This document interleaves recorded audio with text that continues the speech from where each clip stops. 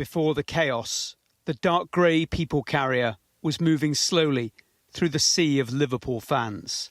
The police have now revealed the driver is suspected of being under the influence of drugs. The vehicle ploughed into fans at the end of Liverpool's day of celebration. We're not showing the horrific moment when dozens of people, including children, were knocked over. The crowd then continued to attack the vehicle, trying to confront the driver. The police said they had no warnings that this would happen. They are satisfied, though, it is not an act of terrorism. We have arrested a 53-year-old man from West Derby on suspicion of attempted murder, dangerous driving offences and driving whilst unfit through drugs. He remains in custody where he is being interviewed. At the time of the collision, Water Street in the city centre was closed to traffic. But the security cordon on this side street was briefly lifted by event stewards who were trying to allow an ambulance to come through. It's then that the people carrier followed the paramedics who were trying to reach someone who was having a heart attack. That's how the vehicle got into such a busy area.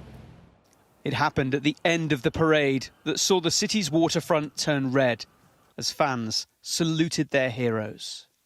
Not again. I thought it was terrorism at first, I really did, but not again. 8 years ago, Robbie survived the Manchester Arena bombing. It left him in a coma. Surgeons removed 4 pounds of shrapnel from his body. Yesterday, he was there, on Water Street, celebrating his team. What was the feeling as you moved away from that chaos, really? Still a lot scared, panicky, worried, because I said, I did think it could be terrorism again. And we were worried it was going to be a second incident, because usually comes to more than ones, or was there a bomb in the car?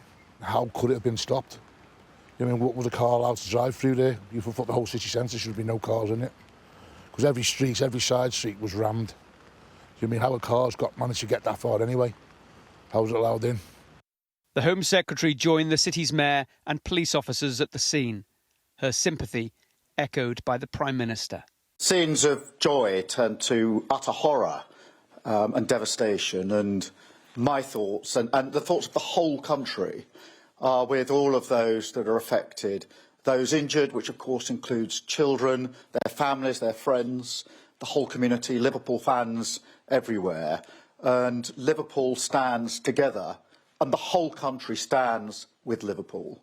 The Princess Royal visited one of the 4 hospitals that treated 50 casualties, including 4 children. Those that are still in hospital are recovering. In a statement, the King said, "It is truly devastating to see what should have been a joyous celebration for so many could end in such distressing circumstances. At this heartbreaking time for the people of Liverpool, I know that the strength of community spirit, for which your city is renowned, will be a comfort and support to those in need." The police now have more time to question the local man who was arrested, as they collate the evidence that will explain how this moment of triumph turned into such a traumatic ordeal. Tom Parmenter, Sky News, Liverpool.